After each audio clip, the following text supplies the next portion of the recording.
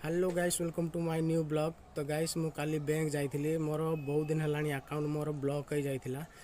तो मु ट्रांजैक्शन करिवारे मोर बहुत प्रॉब्लम होउथिला। तो मु बैंक जाइकी जोगाजोग करथिली बैंक मैनेजर सहित। तो से मते परामर्श देइथिले आम निजर डॉक्यूमेंट देवाको।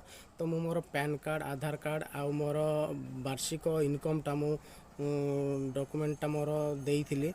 आ देकी किछि समय गला पर मोर अकाउंट अनफ्रीज हो जाइथिला। तो देखो गाइस फ्रीज हेबार कारण होउची जे आपण पूर्वरु जेतिकी आपणकर वार्षिक इनकम देइथिबे ताटू जदि आपण अधिक ट्रांजैक्शन करूछनी ताले आपणको अकाउंट मध्ये फ्रीज हे पारे।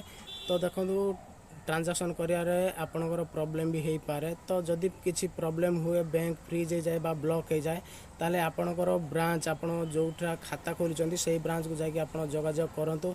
आउ जोगाजोग करिकी आपणकर डॉक्यूमेंट सबमिट करंतु पैन कार्ड आधार कार्ड कि आपण जेते इनकम करूछंदी जेतिक इनकम करूछंदी तार स्टेटमेंट दियंतु। तो आपण मानकर मध्ये किछि समय भीतर आपणकर अकाउंट अनफ्रीज हो जिवो।